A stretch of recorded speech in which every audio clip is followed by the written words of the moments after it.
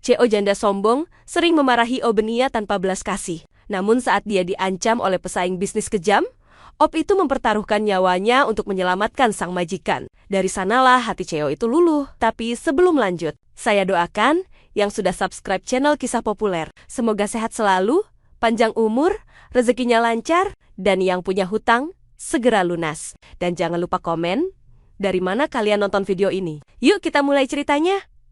Suasana pagi di lobi utama Armanda Group selalu tampak megah, lantai marmer putih mengilap, dinding kaca tinggi menembus langit Jakarta, dan aroma kopi mahal yang mengepul dari mesin di sudut ruangan. Namun di balik kemewahan itu, setiap langkah kaki karyawan dipenuhi rasa tegang. Mereka tahu, sebentar lagi Bu Livia Armanda akan datang. Begitu lift terbuka, semua buru-buru berdiri tegak. Livia berjalan anggun dalam setelan blazer abu muda dan sepatu hak tinggi berkilau. Wajahnya cantik, namun sorot matanya tajam seperti bilah pisau. Tak ada senyum, tak ada sapaan, hanya keheningan yang menegangkan. Ia dikenal sebagai CEO muda, janda yang berhasil membangun kembali perusahaan mendiang suaminya. Tapi juga terkenal karena ketegasan yang nyaris kejam. Di tengah lorong, Reno, Ob muda berseragam abu-abu, sedang mengepel lantai. Ia bergerak pelan, memastikan setiap sudut bersih tanpa noda. Tapi ketika Livia lewat, sepatunya menginjak sedikit air yang belum kering. Terdengar suara ples kecil di lantai, dan dalam sekejap, tatapan tajam itu menghujam ke arah Reno. "Ini gimana cara kamu kerja?" "Hah?" bentak Livia. Suaranya menggema di ruangan yang hening. Reno langsung menunduk dalam. Wajahnya pucat. "Maaf Bu, saya nggak sengaja. Baru selesai bagian itu." "Barusan? Jadi, kamu sengaja bikin orang jatuh?" Livia melangkah mendekat. Suaranya dingin dan menusuk. "Kamu pikir saya punya waktu buat nunggu lantai kering, hah? Kalau kamu nggak becus ngepel lantai, keluar aja." Beberapa karyawan yang lewat biro pura sibuk menunduk ke arah ponsel. Tapi mata mereka mengintip dengan rasa iba sekaligus takut. Reno tetap diam, menunduk, memegang pel mop yang mulai basah oleh keringat tangannya sendiri. Livia menghembuskan napas kesal, lalu melangkah pergi. Sepatu hak tingginya berdetak keras di atas lantai yang kini tampak kering sempurna, hasil kerja orang yang baru saja ia hina. Reno berdiri terpaku beberapa detik, lalu perlahan melanjutkan mengepel. Wajahnya menahan malu, tapi sorot matanya tak menunjukkan dendam. Dalam hatinya hanya ada keikhlasan. "Aku cuma kerja, aku nggak perlu dihormati, asal bisa jaga nama baik sendiri," gumamnya pelan. Setelah jam makan siang, Reno duduk sendirian di ruang penyimpanan alat kebersihan. Ia membuka bekal sederhana, nasi dengan telur dadar dan sambal terasi. Dari sela-sela suara mesin pendingin, terdengar bisikan-bisikan dari luar. Kasihan, Ob itu dimarahin lagi sama Bu Livia. "Ya? Siapa suruh lamban kerja? Padahal katanya orangnya rajin. Cuma nasibnya aja belum mujur." Reno hanya tersenyum tipis. Ia tahu, hidup bukan tentang siapa yang paling dihormati, tapi siapa yang paling kuat menahan luka. Sore hari, sebelum pulang, ia kembali melihat Livia berjalan cepat keluar kantor. Wajahnya letih, tapi tetap menegakkan kepala, seolah dunia ada di genggamannya. Reno memandangi sosok itu dari jauh. Wanita itu hidup di dunia yang keras, pikirnya. Tapi mungkin karena terlalu keras, dia lupa caranya lembut. Langit Jakarta mulai gelap, lampu-lampu gedung menyala satu persatu. Reno menatap lantai yang kini berkilau sempurna. Hasil kerja yang tak pernah mendapat pujian. Ia menghela napas dan menatap bayangannya sendiri di lantai yang licin itu. "Bukan tempat yang menentukan harga diriku," bisiknya lirih. "Suatu hari nanti, Tuhan pasti nunjukin kenapa aku harus ada di sini." Ia menggulung pelnya, mematikan lampu ruangan, dan melangkah keluar. Tak ada yang tahu, di balik kesederhanaannya, Reno menyimpan rahasia besar, sebuah masa lalu yang kelak akan mengguncang hidup. CEO yang tadi menghina dan mempermalukannya di depan semua orang. Dan malam itu, di bawah langit kota yang berkilau, roda takdir mulai berputar pelan. Malam turun perlahan di Jakarta. Lampu-lampu jalan menyala redup, memantulkan cahaya kuning di aspal yang basah oleh gerimis. Di sebuah gang sempit di belakang gedung tinggi Armanda Group, tampak seorang pria berjalan pelan dengan seragam abu-abu yang mulai kusam. Reno. Bahunya sedikit membungkuk karena lelah, namun langkahnya tetap tenang. Ia membuka pintu kos yang berderit, menyalakan lampu neon redup yang menggantung di langit-langit. Kamar itu hanya berukuran 3 kali 4 meter. Di pojok ada kasur tipis, meja kecil dari kayu lapuk, dan kipas tua yang berputar lambat. Di dinding tergantung satu-satunya harta paling berharga. Foto lama seorang pria tua dan wanita berkerudung, tersenyum di depan pabrik sederhana. Bertuliskan, Armanda Textile Corporation. Reno menatap foto itu lama, matanya memerah. "Pa, Bu, aku masih di sini," gumamnya pelan. "Masih di tempat yang pernah menghancurkan hidup kita. Dulu, ayahnya, Pak Darto, adalah teknisi senior di pabrik Armanda Textile, perusahaan yang dimiliki oleh ayah, Livia. Tapi ketika direksi lama melakukan korupsi besar-besaran, mereka menuduh Darto sebagai kambing hitam. Gajinya dihentikan. Keluarganya diusir dari rumah dinas, dan tak lama setelah itu, ibunya jatuh sakit. Reno yang saat itu masih kuliah, terpaksa berhenti untuk mengurus mereka. Ia duduk di kasurnya, membuka laci kecil. Di dalamnya tersimpan laptop tua, layarnya sudah retak di sudut. Ia menyalakannya, menunggu bunyi khas dari mesin yang sudah berumur. Begitu menyala, tampak deretan kode dan data terenkripsi, file yang hanya bisa dibaca oleh orang yang sangat paham dunia siber. Reno bukan sekadar ia dulu ahli keamanan siber di sebuah perusahaan teknologi besar. Tapi setelah perusahaannya diambil alih oleh pihak yang sama yang pernah menghancurkan keluarganya, ia memilih menghilang dari dunia itu. Ia ingin hidup tenang, jauh dari dendam. Namun takdir membawanya kembali ke tempat asal. Semua luka itu Armanda Group, kini dipimpin oleh anak dari orang yang dulu pernah menolong ayahnya sebentar sebelum semuanya hancur. Livia Armanda. Reno memandangi layar laptop yang menampilkan peta digital keamanan internal perusahaan. Ia sebenarnya bisa dengan mudah menembus semua sistem yang ada, tapi ia tidak ingin menyakiti siapapun. Ia hanya ingin memastikan tidak ada lagi yang mengalami nasib seperti ayahnya dulu. "Selama aku di sini, nggak akan ada orang kecil yang dikorbankan lagi," katanya pelan. Dari jendela kecil kamarnya, terdengar suara hujan mulai deras. Ia menatap keluar, melihat kilatan cahaya dari gedung tinggi tempat ia bekerja. Lampu di lantai teratas, ruangan CO, masih menyala. Ia tahu, Livia belum pulang. Dia kerja keras. Tapi, entah kenapa hatinya membatu. Gumamnya, mungkin karena kehilangan juga. Reno mengambil foto kedua dari dalam dompetnya. Foto seorang gadis kecil yang sedang tertawa dengan pita di rambutnya. Adiknya, Rara, yang meninggal karena sakit ketika mereka tak mampu membayar biaya rumah sakit. Saat itu Reno berjanji, hidupnya akan ia pakai untuk melindungi orang lain, agar tak ada lagi keluarga miskin yang dikorbankan karena keserakahan. Ia menyandarkan tubuhnya ke dinding, menatap langit-langit kamar. Suara hujan menenangkan, tapi pikirannya tetap gelisah. "Aku cuma tapi Tuhan gak pernah salah taruh orang di tempat yang tepat," katanya pelan. "Mungkin ada alasan kenapa aku harus ada di dekat perempuan itu." Lalu laptopnya berbunyi. Notifikasi dari sistem keamanan publik yang ia buat sendiri. Ada upaya penyusupan ke jaringan perusahaan Armanda Group. Reno menatap layar, wajahnya berubah serius. Baru babak awal, dan sepertinya mereka mulai bergerak, bisiknya.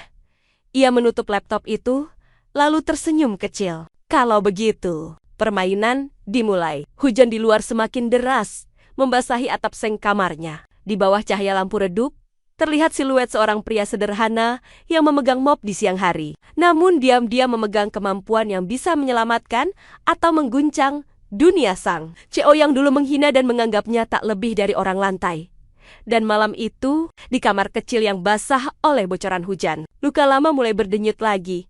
Bukan karena sakit, tapi karena akan segera menemukan maknanya. Pagi itu, suasana kantor Armanda Group terasa berbeda. Biasanya lobi dipenuhi tawa ringan dan suara langkah cepat karyawan yang bersemangat.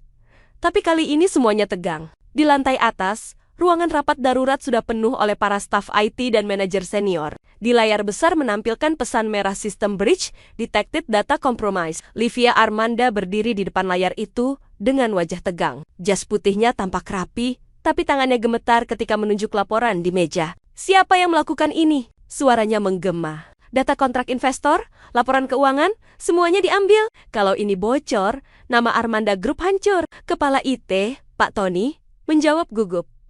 "Kami belum tahu, Bu. Hackernya sangat profesional. Mereka menembus sistem dari jalur enkripsi yang jarang digunakan." Livia menatap tajam. "Berapa lama bisa diperbaiki?" "Minimal 2 hari, Bu."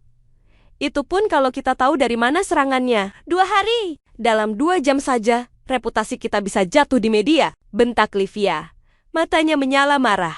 Suasana membeku. Tak ada yang berani bicara lagi. Tapi, di ujung ruangan, seseorang berdiri diam sambil membawa ember pel. Reno. Ia mendengar semua percakapan itu dari tadi, sambil pura-pura membersihkan lantai.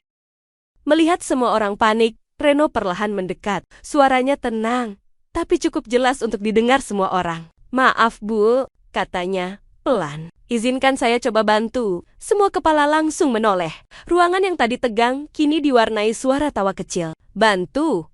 Kamu?" Salah satu staf berkata sambil menahan senyum. "Reno, ini bukan soal ngepel komputer," ejek yang lain. Bahkan Livia sendiri menatapnya dengan pandangan tak percaya. "Kamu pikir ini mainan? Hah? Ini sistem keamanan perusahaan senilai miliaran." Reno tidak tersinggung. Ia menunduk sopan. Lalu berkata lembut, "Saya tahu, Bu.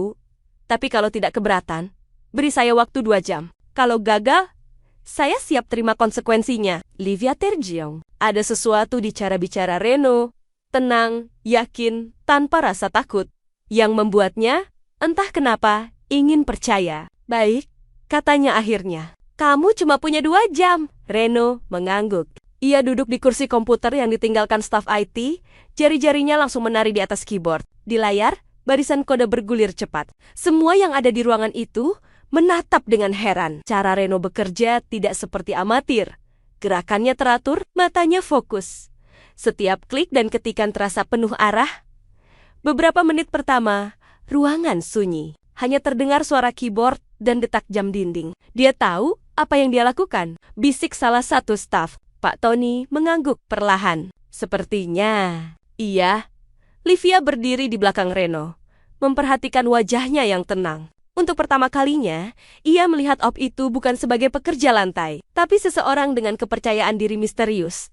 Setelah 1 jam, layar besar yang semula merah berubah hijau perlahan. Sistem mulai pulih. Gumam Pak Tony kaget. 30 menit kemudian, semua jaringan kembali normal. File yang diretas berhasil direstorasi. Dan tepat 2 jam setelah ia mulai, Reno menekan tombol terakhir dan berkata, "Sudah, Bu.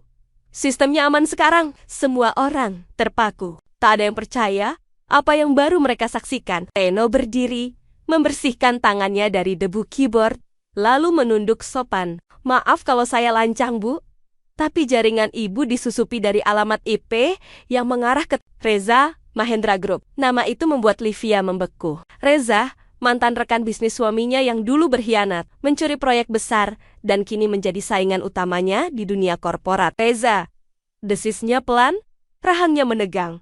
Reno menatapnya dengan tenang. "Saya bisa bantu amankan sistem permanen, Bu. Tapi untuk sekarang, setidaknya Ibu nggak perlu khawatir data bocor lagi." Livia masih menatapnya dalam diam, antara kagum dan bingung. "Kamu belajar dari mana hal seperti ini?" tanyanya. Akhirnya, Reno tersenyum kecil. "Dari hidup, Bu. Hidup seringkali lebih sulit diretas daripada sistem." Semua yang mendengar terdiam. Livia menatapnya lama.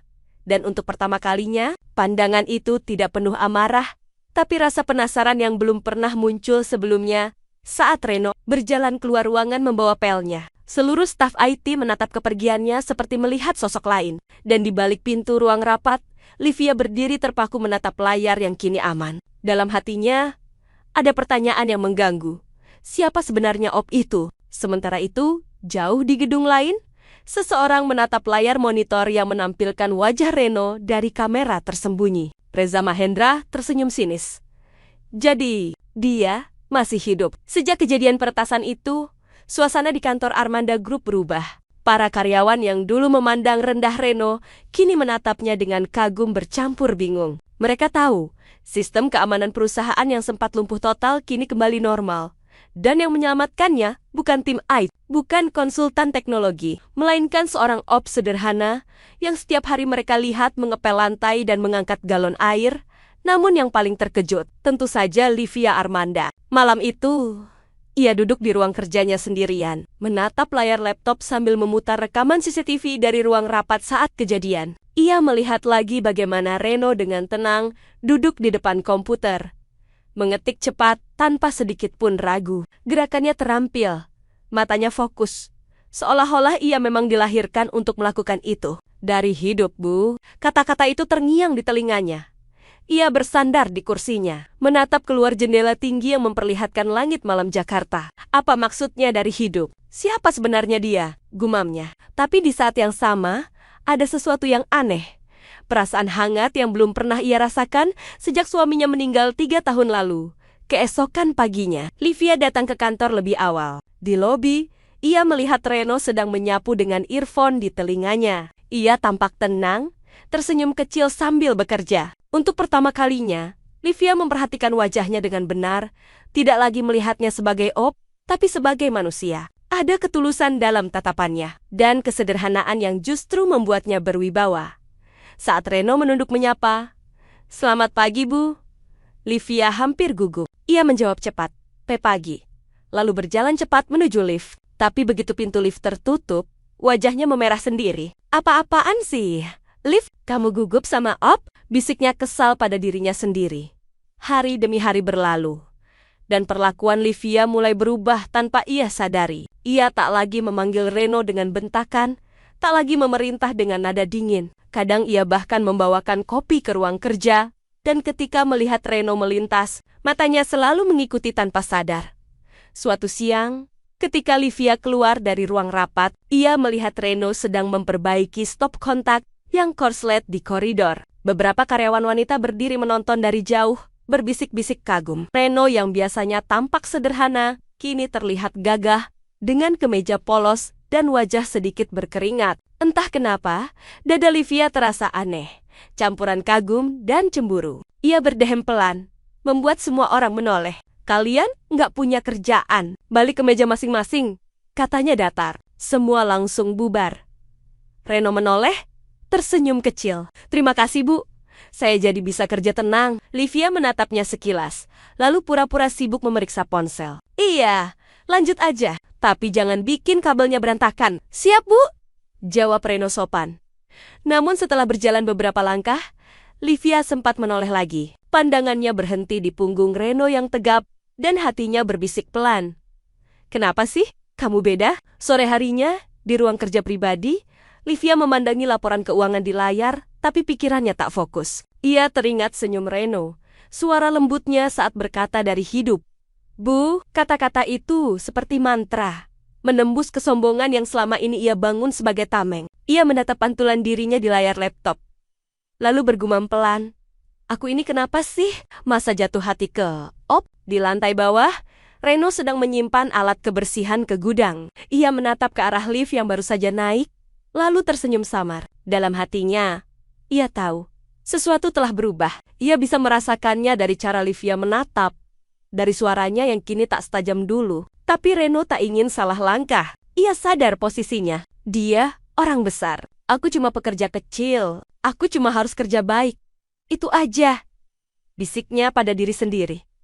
Namun, dunia seakan punya rencana lain. Malam itu, ketika Reno keluar dari kantor, ia melihat bayangan seseorang berdiri di seberang jalan. Seorang pria berjas hitam menatap tajam ke arahnya. Tatapan itu membuat Reno waspada. Ia tahu siapa orang itu. Anak buah Reza Mahendra. Jadi, mereka mulai mengawasi. Gumamnya dingin. Reno melangkah pergi tanpa menoleh lagi. Di balik wajah tenangnya, pikirannya berputar cepat. Ia tahu ancaman belum selesai. Tapi di sisi lain, sesuatu yang lebih berbahaya justru mulai tumbuh di dalam dirinya. Rasa yang tak boleh ada. Dan malam itu, di antara lampu kota yang berkelap-kelip, Reno sadar.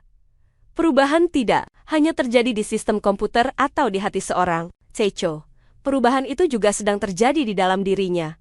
Perubahan yang perlahan mengikat dua dunia yang seharusnya tak pernah bersatu. Hari-hari berjalan dengan ketegangan yang tak terlihat. Bagi karyawan Armanda Group, semua tampak normal. Proyek berjalan, rapat rutin, dan Livia Armanda tetap tampil elegan seperti biasa. Namun di balik senyum tegasnya, ia mulai merasakan sesuatu yang mengusik. Perasaan diawasi. Beberapa kali ia merasa ada mobil hitam mengikuti dari belakang setiap kali ia pulang malam. 2 kali ban mobilnya mendadak kempes di jalan tol. Dan sekali, rem mobilnya nyaris tidak berfungsi di tikungan dekat gedung perusahaan. Untung saja, sopirnya sigap menarik rem darurat. Namun, Livia tahu, itu bukan kebetulan.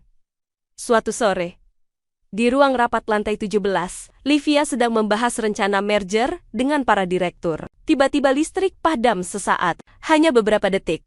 Tapi cukup membuat semua orang panik. Ketika sistem kembali menyala, layar proyektor menampilkan tulisan asing, "Your time is running out." Semua tertegun. Livia menggenggam pena di tangannya erat. Ia tahu persis siapa yang melakukan ini. Reza Mahendra, gumamnya dingin. Reza, mantan rekan bisnis suaminya, memang dikenal kejam. Dulu ia pernah hampir kehilangan proyek besar karena Armanda Group. Dan sejak itu, dendamnya membara. Kini ia bertekad menghancurkan Livia. Bukan hanya perusahaannya, tapi juga dirinya. Di tengah semua itu, hanya satu orang yang benar-benar memperhatikan perubahan kecil pada Livia. Reno. Ia melihat bagaimana Livia kini selalu memeriksa sekelilingnya. Bagaimana matanya tampak waspada setiap kali masuk lift. Dan bagaimana ia mulai menyimpan ketakutan yang tak diucapkan. Suatu malam, Reno masih di kantor saat semua orang sudah pulang. Ia memeriksa jaringan CCTV seperti kebiasaannya. Dari layar kecil di ruang maintenance, ia melihat sesuatu yang membuat darahnya dingin. Dua pria berpakaian hitam berdiri di basement parkir dekat mobil Livia. Salah satu dari mereka menunduk di bawah bodi mobil, seperti sedang memasang sesuatu. Tanpa berpikir panjang, Reno berlari ke sana. Nafasnya memburu, langkahnya cepat menuruni tangga darurat. Saat ia tiba di basement, suara gemerincing logam terdengar. Dua pria itu menoleh. Kaget. "Hei, siapa lo?" bentak salah satunya. Reno tidak menjawab. Ia langsung menendang salah satu dari mereka hingga jatuh, lalu menahan yang lain dengan kunci leher. Gerakannya cepat, terlatih, jelas bukan gerakan seorang op biasa. Dalam beberapa detik, keduanya tak berdaya. Reno memeriksa bawah mobil dan menemukan alat kecil berbentuk tabung dengan kabel tipis. Bom waktu sederhana. Ia mematikan sumbu pemicunya, lalu menghela napas panjang. Tangannya sedikit gemetar, bukan karena takut, tapi karena sadar betapa nyarisnya bahaya itu.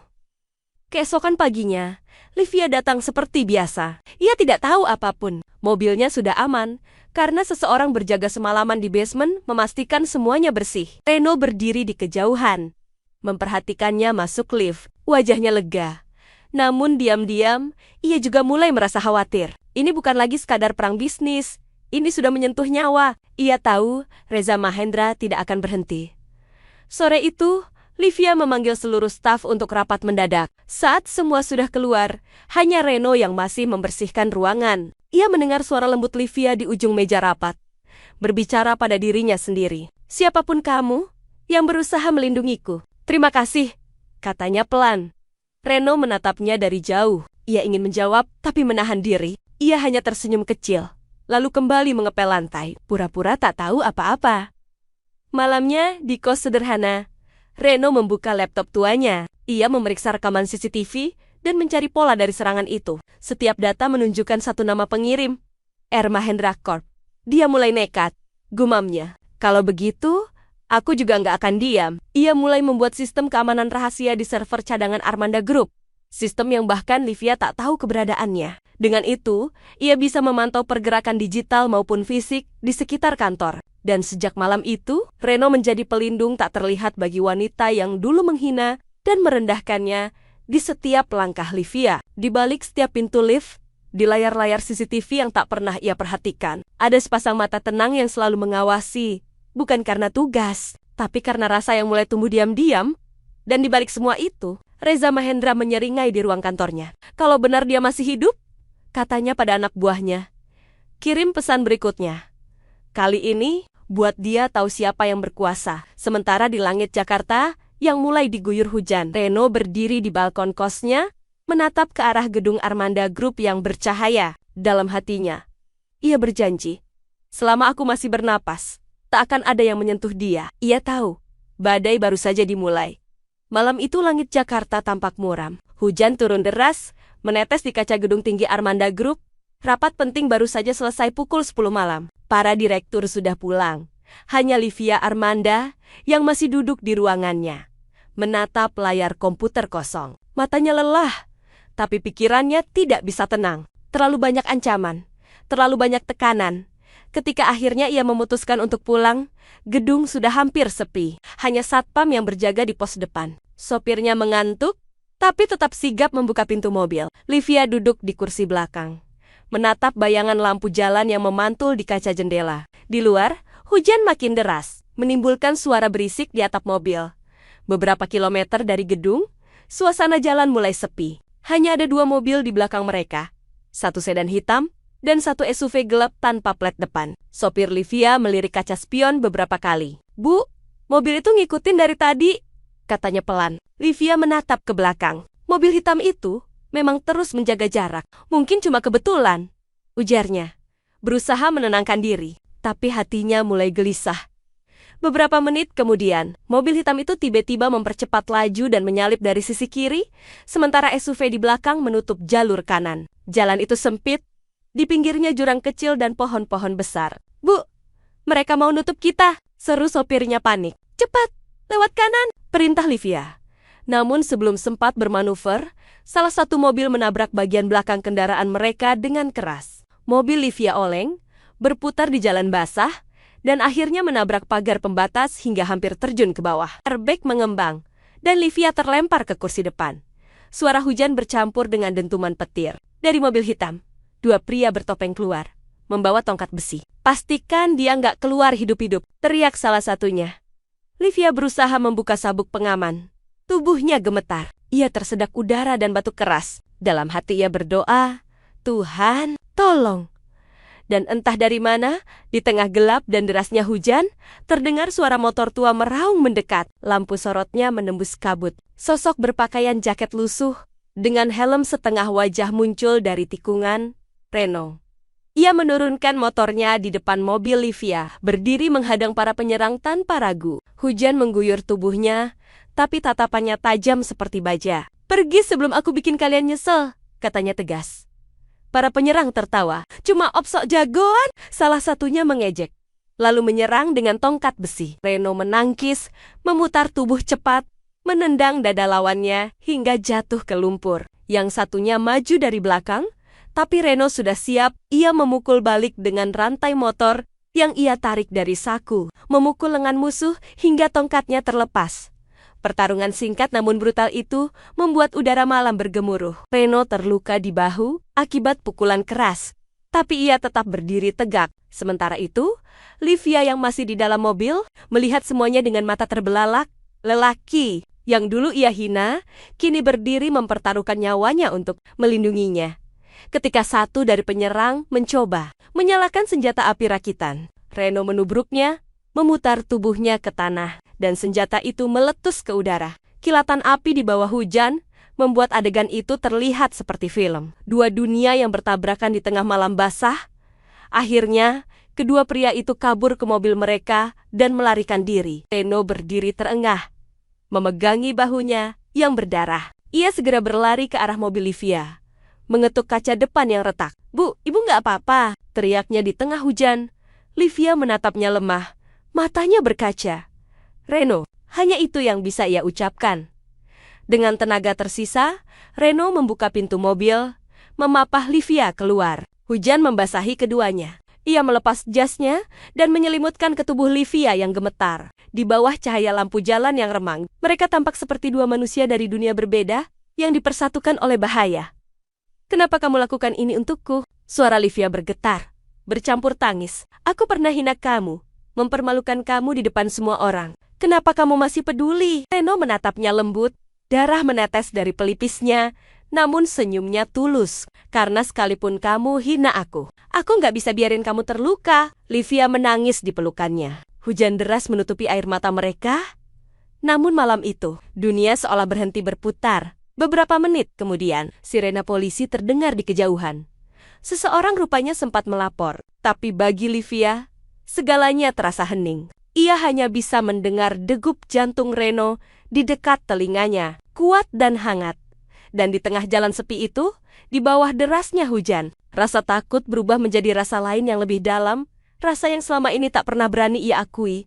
Malam itu, di tikungan gelap tempat maut hampir menjemput, justru cinta pertama mereka lahir. Sederhana, tulus, dan berdarah. Ruang rumah sakit itu sunyi, hanya suara mesin monitor yang berdetak pelan, menandakan detak jantung seseorang yang tengah berjuang di antara sadar dan lelah. Di ranjang putih itu, Reno terbaring dengan perban di bahu dan dahi. Wajahnya pucat namun tetap tenang, seperti seseorang yang tidur setelah bertarung panjang. Livia Armanda duduk di kursi samping tempat tidurnya, masih mengenakan jas panjang dan rambut yang kusut karena semalaman tak tidur. Mata cantiknya bengkak karena menangis. Sejak Reno dibawa ke rumah sakit semalam, ia belum pulang, belum ganti baju, bahkan belum makan. Ia menatap wajah pria itu lama, lalu menghela napas berat. "Kenapa kamu bodoh sekali, Reno?" gumamnya pelan. "Kenapa kamu malah nyelamatin aku? Kamu bisa mati tadi malam." Kenangan malam itu berputar di kepalanya. Suara tembakan, hujan, darah, dan tangan Reno yang menariknya keluar dari mobil, menutupi tubuhnya dari bahaya. Ia menutup wajahnya dengan kedua tangan, berusaha menahan tangis, tapi suaranya pecah juga. "Aku jahat sama kamu, Reno. Aku kasar, sombong, egois. Tapi kamu tetap lindungin aku." Perawat yang lewat di koridor sempat melongo ke dalam dan tersenyum kecil melihat Livia yang biasanya dingin, kini tampak rapuh. Semua karyawan rumah sakit tahu siapa dia.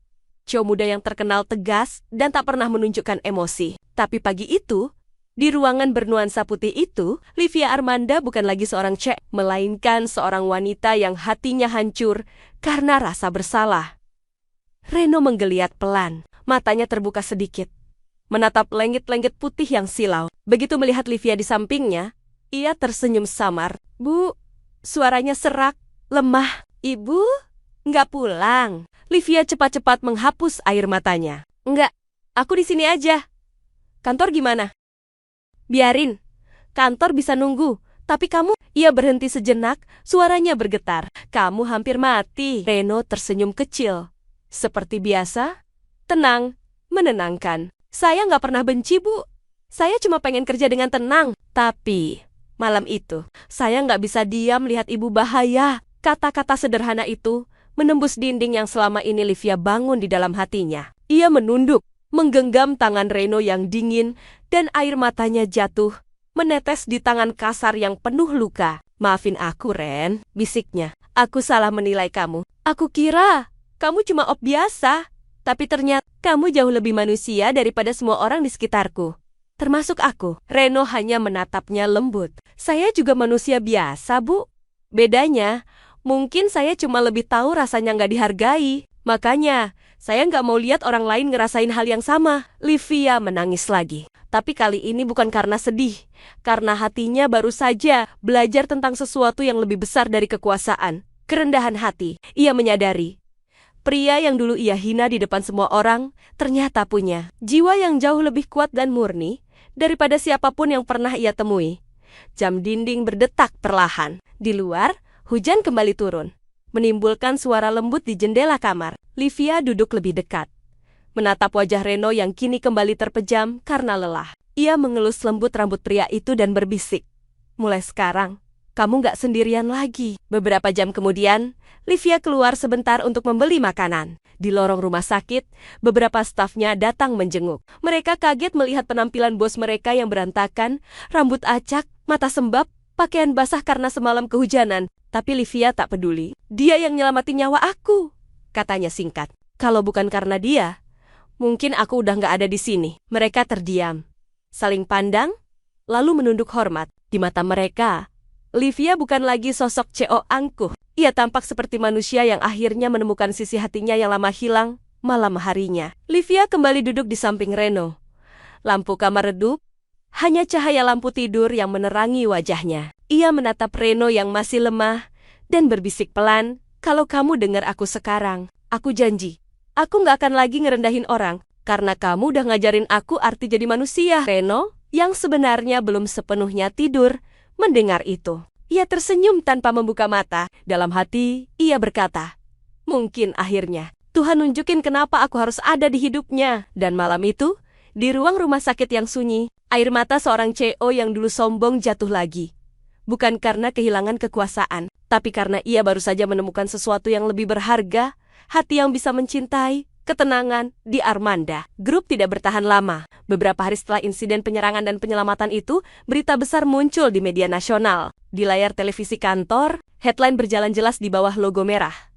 Op penyelamat Secho ternyata putra dari korban skandal Armanda Group 15 tahun lalu. Semua karyawan menatap layar dengan wajah tak percaya. Foto Reno yang sedang membantu Livia keluar dari mobil rusak terpampang di seluruh portal berita. Diambil dari rekaman CCTV jalanan malam kejadian. Bersanding dengan foto itu, muncul juga arsip lama.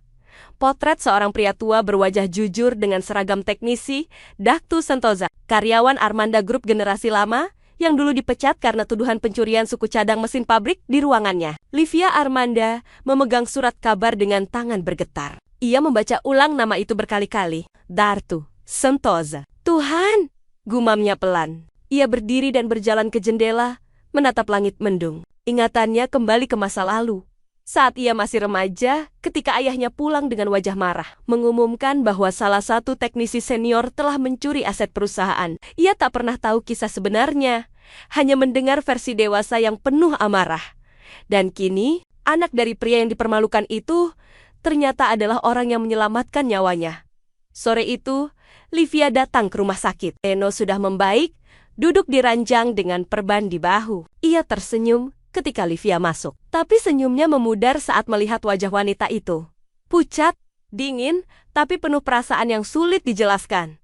Berita itu benar? Tanya Livia lirih. Reno menatapnya lama sebelum menjawab. Benar, Bu. Saya anak dari almarhum Darto. Ayah saya dulu kerja di pabrik Armanda Textile. Sebelum perusahaan ibu dipegang generasi berikutnya. Livia menelan ludah. Dadanya sesak. Jadi, selama ini kamu kerja di sini karena mau balas dendam? Reno menggeleng pelan. Tidak, Bu. Saya nggak pernah mau balas dendam. Saya cuma pengen buktiin bahwa kebaikan masih bisa ada.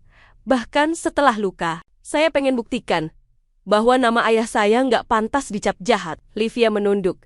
Air matanya jatuh tanpa bisa ditahan. Tapi, keluargaku, perusahaan ini, kami yang menghancurkan hidup ayahmu. Reno tersenyum lemah. Saya tahu, tapi saya juga tahu bukan ibu yang melakukannya. Waktu itu, ibu masih anak-anak. Saya nggak pernah nyalahin ibu. Saya cuma pengen satu hal, supaya sejarah nggak terulang. Supaya nggak ada lagi orang kecil yang dituduh tanpa bukti. Keheningan memenuhi ruangan. Livia merasa dadanya dihantam rasa bersalah yang luar biasa. Ia menatap Reno dengan mata basah. Selama ini, aku hina kamu. Aku rendahkan kamu. Padahal, kamu anak dari orang yang pernah jadi korban keluargaku sendiri. Reno hanya menatap lembut. Kalau saya berhenti karena itu, berarti saya sama aja kayak mereka, Bu. Saya nggak mau hidup dipenuhi dendam. Air mata Livia menetes lagi. Kali ini tak tertahan. Ia memegang tangan Reno erat, suaranya bergetar. Kamu jauh lebih kuat dari siapapun yang aku kenal. Reno, aku pikir selama ini kekuatan ada di jabatan dan uang. Tapi ternyata, kekuatan sejati ada di hati yang bisa memaafkan. Reno hanya tersenyum samar. Saya cuma pengen kerja dengan tenang, Bu. Kalau Tuhan kasih saya kesempatan buat lindungin ibu, berarti dia udah maafin masa lalu itu. Sekarang, tinggal saya. Bisa maafin atau enggak, dan saya sudah maafin sejak lama. Livia menatap wajah pria itu lama, lalu menunduk di sisi ranjang. Menangis tanpa suara. Dalam tangisnya, ia menyadari sesuatu. Selama ini ia mencari keamanan di tembok dingin yang ia bangun dari kesombongan. Padahal perlindungan sejati datang dari seseorang yang dulu ia hina. Seseorang yang seharusnya membencinya.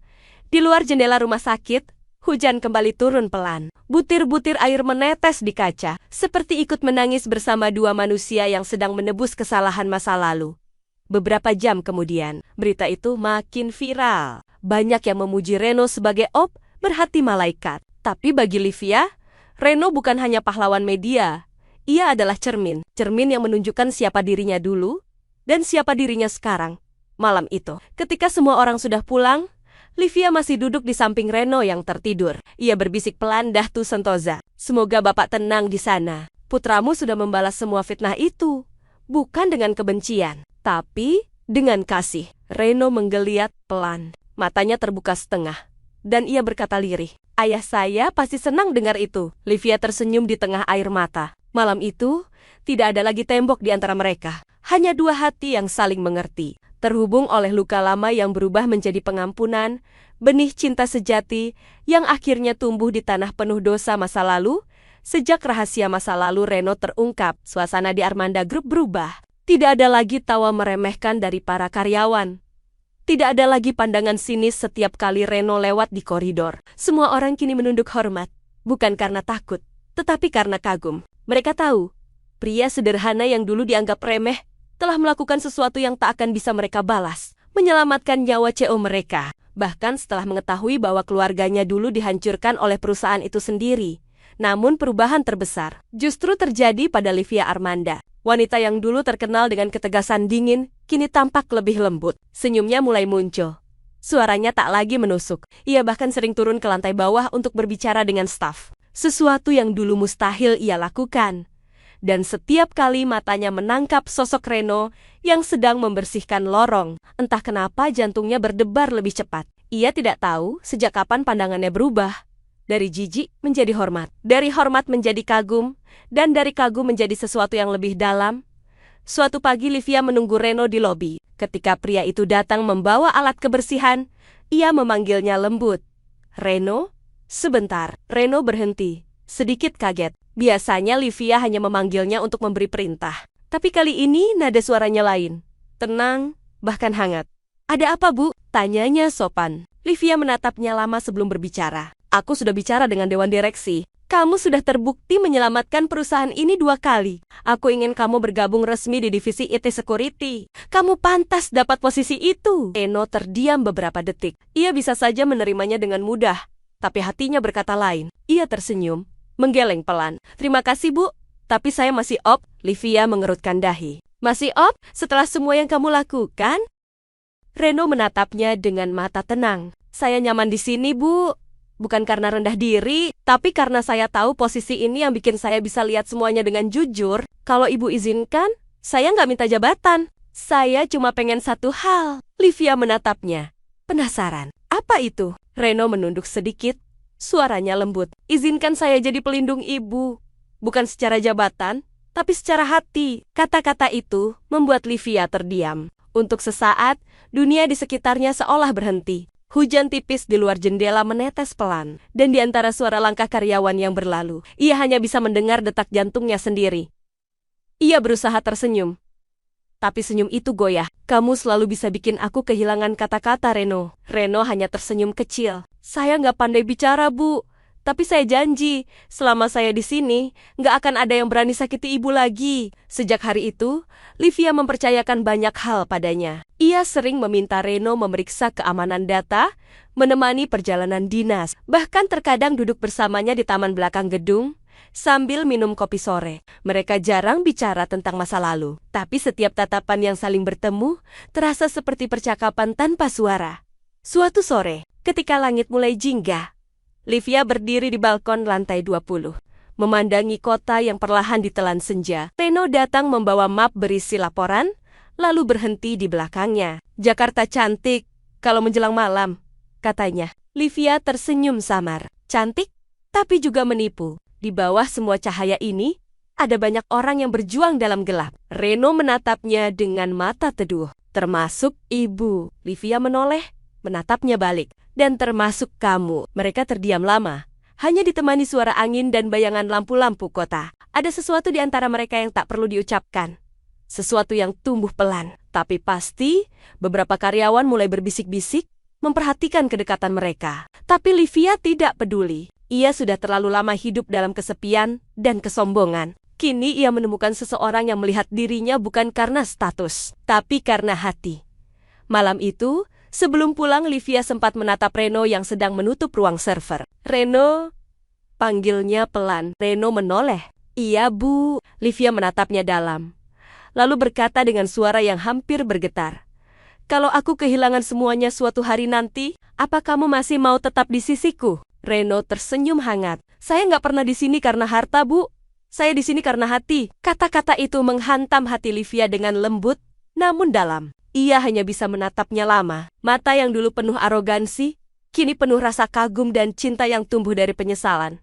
Malam pun tiba, dan saat Reno berjalan menjauh, di lorong panjang yang diterangi lampu temaram, Livia berdiri di balik kaca ruangannya, menatap punggung pria itu sambil berbisik. Dulu aku menghina tangan yang kotor itu. Sekarang, tangan itulah yang membuatku merasa aman. Dan untuk pertama kalinya, Livia Armanda jatuh cinta bukan pada kekuasaan, tapi pada kebaikan yang tulus. Cinta yang lahir dari kesetiaan yang tidak menuntut balasan. Malam turun cepat di pinggiran kota. Angin berembus membawa aroma besi dan debu dari gudang tua di kawasan industri. Di tempat itulah Livia Armanda disekap. Tangannya terikat ke kursi besi. Rambutnya berantakan, pipinya basah oleh air mata dan keringat. Di hadapannya berdiri Reza Mahendra, pria berjas hitam dengan senyum dingin yang membuat darah membeku. "Cantik sekali kau dalam posisi tak berdaya seperti ini," katanya, sinis. Ia meletakkan map di meja depan Livia. "Tanda tangani surat ini, dan aku akan lepaskanmu hidup-hidup. Kalau tidak, perusahaanmu akan hilang bersamamu malam ini." Livia menatapnya tajam, meski tubuhnya gemetar. "Kau pikir aku akan menyerahkan Armanda Group ke tangan orang busuk sepertimu?" Reza tertawa pelan. "Sombong seperti ayahmu." Tapi sombong tidak bisa melawan peluru, Livia. Ia memberi isyarat kedua anak buahnya yang memegang senjata. Sementara itu, jauh di pusat kota, Reno duduk di depan laptop tuanya di kamar kos. Ia sudah mencari lokasi sinyal ponsel Livia sejak siang, setelah wanita itu menghilang dari radar kantor. Ketika akhirnya ia menemukan koordinat yang mencurigakan. Sebuah gudang tua di kawasan pelabuhan, dadanya langsung berdegup kencang. "Reza," gumamnya. Tanpa pikir panjang, Reno mengenakan jaket kulit, memasukkan pistol kecil peninggalan ayahnya, dan menyalakan motor tuanya. Hujan turun deras membasahi jalan. Tapi ia tak peduli. Dalam pikirannya hanya satu hal. Livia harus selamat. Di gudang, Livia menunduk lemah. Salah satu anak buah Reza menodongkan senjata ke arah kepalanya. "Sekarang, tanda tangan," bentak Reza.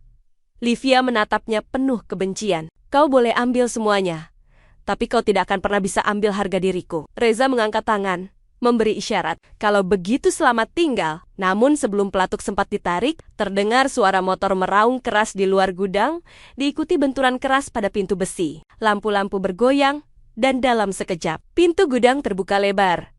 Reno menerobos masuk, basah kuyup, mata menyala penuh amarah. "Lepaskan dia!" teriaknya. Anak buah Reza langsung menembak. Peluru menghantam tiang besi, memantul di dinding. Reno berlindung di balik peti kayu, lalu membalas dengan tembakan cepat, tepat ke arah lampu atas, membuat ruangan gelap total. Dalam kegelapan itu, hanya kilatan api peluru yang terlihat. Reno bergerak cepat, menumbangkan dua orang dengan gerakan terlatih. Meski satu peluru sempat menggores bahunya, ia menahan sakit, darah hangat mengalir di lengan, tapi semangatnya tak padam. Ia hanya punya satu tujuan. "Livia, bunuh dia!" teriak Reza panik.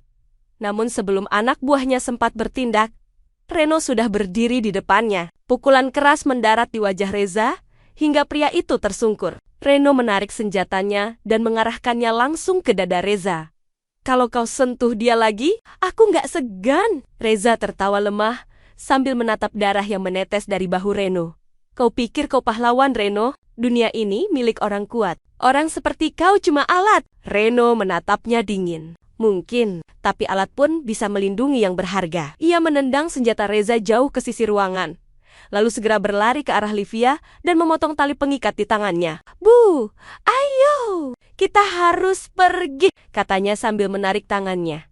Namun sebelum mereka sempat keluar, terdengar suara tembakan terakhir. Peluru menembus sisi tubuh Reno. Ia terhuyung, darah mengucur deras membasahi lantai. Livia menjerit. Reno tetap berdiri, mendorong Livia keluar pintu. "Lari, Bu, aku nggak mau ninggalin kamu," teriak Livia sambil menahan tubuhnya yang mulai goyah. Polisi datang beberapa menit kemudian. Setelah alarm gudang yang sempat diaktifkan Reno menyala, Reza dan anak buahnya ditangkap di tempat. Tapi Livia tak peduli. Ia hanya berlutut memeluk Reno yang terbaring di tanah basah. Darahnya bercampur dengan air hujan. "Reno, jangan tinggalkan aku. Tolong!" isaknya sambil mengguncang tubuh pria itu. Dengan sisa tenaga terakhirnya, Reno membuka mata, menatap wajah Livia yang berlinang air mata. Senyumnya lemah tapi penuh kedamaian. "Selama kamu masih hidup, aku tenang, Bu." Livia menangis histeris, memeluknya erat. "Kamu bodoh. Kenapa kamu rela terluka demi aku?" Reno berbisik, suaranya nyaris hilang di telan hujan. "Karena sekalipun kamu pernah hina aku nggak bisa biarin kamu terluka." Dan di bawah langit yang meneteskan air mata malam itu, Livia menyadari sesuatu. Cinta sejati tidak datang dari status, tapi dari keberanian seseorang yang rela berdarah hanya untuk melihat orang yang dicintainya tetap hidup. Malam itu, untuk pertama kalinya, Sang Cheyo, janda sombong berlutut, bukan di depan kekuasaan, tapi di depan cinta yang telah menyelamatkan hidupnya. Pagi itu, sinar matahari menembus tirai tipis kamar rumah sakit, menciptakan kilau hangat di dinding putih yang selama beberapa hari terakhir menjadi saksi perjuangan antara hidup dan mati. Suara mesin monitor berdetak pelan. Ritme yang kini menjadi musik paling menenangkan bagi Livia Armanda. Ia duduk di samping ranjang Reno, menggenggam tangannya erat. Wajahnya tampak lelah, tapi di balik lingkar mata itu, ada ketenangan yang baru pertama kali terlihat dalam hidupnya. Semalaman ia tidak tidur. Ia hanya duduk di sana, berbicara lirih pada pria yang masih belum membuka mata, seolah setiap kata bisa memanggilnya kembali dari gelap. Reno, kamu janji mau jagain aku kan? Sekarang gantian. Aku yang jagain kamu, bisiknya dengan suara bergetar. Reno tidak bergerak, tapi jari-jarinya sedikit menggeliat, membuat Livia tertegun. Ia mendekat, menggenggam lebih erat. Reno, kamu dengar aku?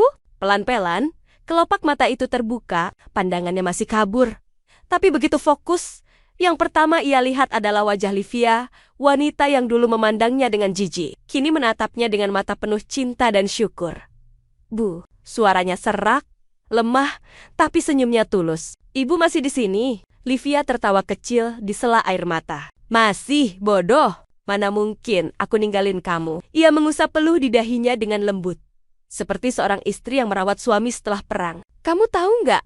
Kamu hampir bikin aku gila semalam. Reno mencoba tersenyum. Saya cuma ingin lihat ibu bahagia. Itu saja sudah cukup. Livia menggeleng cepat. Air mata jatuh di pipinya. Tidak, Ren. Aku nggak akan bahagia kalau tanpa kamu. Reno menatapnya lama. Tapi, kita dari dunia yang berbeda, Bu. Livia menatap balik dengan keyakinan penuh. Tidak ada dunia yang berbeda kalau hati kita sama. Kata-kata itu membuat Reno terdiam. Ia melihat sorot mata Livia yang kini lembut, penuh kasih. Dulu mata itu tajam dan dingin, tapi kini seolah menyimpan sinar kehidupan yang baru. Livia menggenggam tangannya lebih erat. Kamu bukan op bagiku lagi. Kamu pelindung, penyelamat, dan cinta yang Tuhan kirim di saat aku tersesat.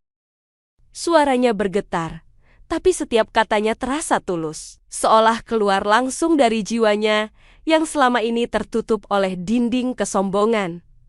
Reno tersenyum tipis, matanya berkaca. Saya nggak tahu harus bilang apa, Bu. Saya cuma nggak pengen lihat ibu sendirian. Livia menatapnya lembut. Kalau gitu, jangan pergi lagi. Keheningan menyelimuti ruangan. Hanya ada mereka berdua. Dua hati yang akhirnya saling menemukan setelah melewati badai panjang. Beberapa saat kemudian, dokter masuk memeriksa keadaan Reno setelah memastikan keadaannya stabil. Dokter tersenyum kecil kepada Livia. Ibu, pasiennya kuat sekali. Ini bukan hanya karena obat, tapi karena dia punya alasan untuk bertahan. Livia menunduk, menatap Reno. Ya, dia memang punya alasan. Dan alasan itu adalah aku. Setelah dokter keluar, Reno menatapnya sambil tersenyum samar. Saya dengar itu, Bu. Livia pura-pura cemberut. Bagus. Biar kamu tahu kalau aku nggak mau kehilangan kamu lagi. Reno menatapnya lama, matanya bergetar lembut. Saya nggak tahu harus berterima kasih gimana, Bu. Saya cuma op. Cukup, potong Livia dengan tegas tapi penuh kasih. Berhenti bilang kamu cuma op. Kamu jauh lebih dari itu. Kamu orang paling berharga yang pernah ada dalam hidupku. Air mata jatuh lagi di pipi Livia. Ia menunduk, menyentuhkan keningnya di tangan Reno.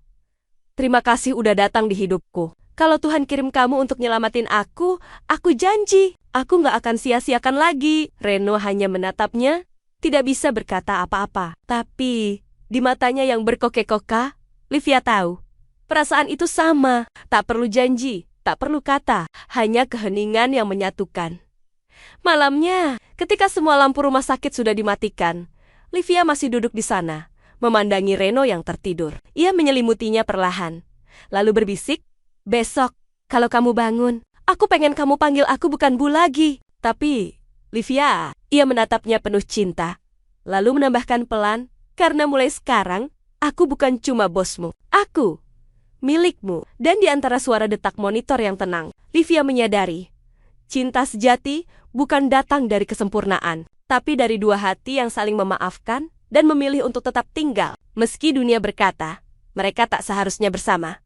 Beberapa bulan telah berlalu sejak malam kelam di gudang itu. Luka Reno perlahan sembuh, begitu pula luka di hati Livia yang selama ini tersembunyi di balik kesombongan dan kesepian. Armanda Group kini hidup kembali, bukan hanya karena stabilitas keuangan, tapi karena perubahan besar di pucuk pimpinan, di bawah arahan Livia yang kini lebih bijak dan manusiawi. Perusahaan itu menjadi tempat kerja yang hangat. Ia memperlakukan karyawannya dengan rasa hormat dan empati. Tak ada lagi bentakan di koridor, tak ada lagi wajah yang menunduk takut setiap kali CEO lewat. Semua orang tahu, Bu Livia Armanda yang dulu dingin kini berubah.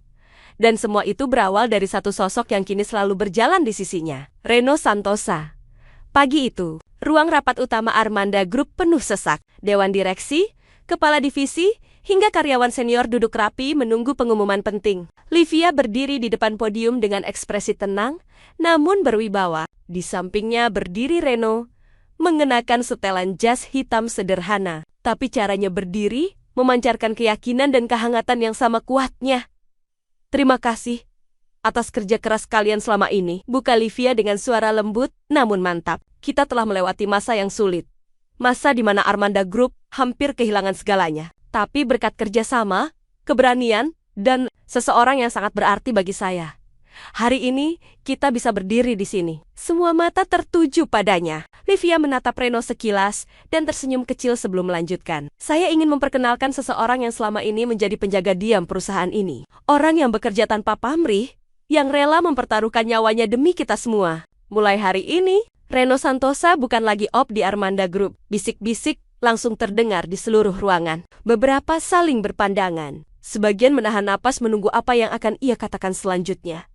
Livia menarik napas dalam-dalam, lalu mengucapkan kata yang membuat semua orang terdiam. Ia adalah kepala keamanan sistem yang baru, dan juga suami saya. Ruangan hening total. Detik demi detik berlalu, seperti waktu berhenti. Kemudian terdengar suara seseorang bertepuk tangan pelan, disusul tepuk tangan lain. Hingga akhirnya seluruh ruangan berdiri memberi tepuk tangan gemuruh. Beberapa karyawan meneteskan air mata, bukan karena kaget, tapi karena haru. Mereka tahu kisah itu, kisah seorang op yang dulu dihina, namun memilih memaafkan dan melindungi. Kini, ia berdiri sejajar dengan wanita yang dulu memandangnya rendah. Reno menatap Livia, matanya bergetar penuh rasa bangga dan cinta. Ia menggenggam tangan Livia dengan lembut. Terima kasih, Bu. Maksud saya, Livia. Livia tersenyum, menatapnya dalam. Kita sudah terlalu lama berdiri di sisi yang salah, Ren. Sekarang waktunya berjalan bersama. Ia lalu menatap seluruh ruangan dan berkata dengan suara yang bergetar namun mantap, yang dulu kuhina, kini jadi pelindungku, sekaligus penjaga hatiku. Suasana menjadi haru. Banyak yang menunduk, menyeka air mata. Ada rasa hangat yang memenuhi ruangan, bukan sekadar karena pengumuman besar, tapi karena mereka menyaksikan perubahan nyata. Cinta dan ketulusan bisa menumbuhkan keajaiban yang tak pernah dibayangkan. Setelah rapat usai, Livia dan Reno berjalan beriringan keluar gedung. Di luar, wartawan sudah menunggu. Kamera berkilat, mikrofon terarah pada mereka. Bu Livia, apa benar ibu menikah dengan mantan op perusahaan? Livia tersenyum tenang, menggenggam tangan Reno lebih erat. Tidak ada yang namanya mantan. Kalau hatinya tetap sama, ia bukan op. Ia adalah orang yang membuatku belajar tentang arti kemanusiaan. Reno menunduk sedikit, suaranya rendah, namun tegas. Dan saya akan terus melindungi dia. Bukan karena statusnya, tapi karena cinta yang tumbuh dari rasa hormat. Mereka berjalan melewati kerumunan, tangan mereka tetap tergenggam erat. Di langit biru yang bersih, sinar matahari memantulkan cahaya hangat di kaca gedung Armanda Group, seolah ikut memberkati perjalanan baru mereka. Malamnya, di balkon rumah sederhana yang kini mereka tinggali bersama, Livia berdiri memandangi kota yang berkelap-kelip di kejauhan. Reno mendekat dari belakang, menyelimuti bahunya dengan jaket. Capek? Tanyanya lembut. Tidak, jawab Livia pelan sambil menatap langit. Aku cuma berpikir betapa aneh hidup ini. Dulu aku merasa paling tinggi, tapi ternyata aku butuh seseorang yang dulu kuanggap paling rendah untuk mengajarkanku cara hidup yang sebenarnya. Reno tersenyum dan menggenggam tangannya. Dan aku belajar satu hal, Liv. Kadang Tuhan menyembunyikan malaikat Nia di balik luka dan kesederhanaan. Livia menatapnya dengan senyum penuh cinta. Kalau begitu, Aku beruntung, karena malaikat itu sekarang jadi pelindung, sekaligus pendampingku. Mereka berdiri dalam diam, memandangi bintang-bintang yang mulai muncul. Di bawah cahaya malam yang lembut, dua hati yang dulu dipisahkan oleh kesombongan, kini menyatu dalam ketulusan. Bukan kisah dongeng, bukan keajaiban, hanya cinta sejati yang lahir dari luka dan keberanian untuk berubah.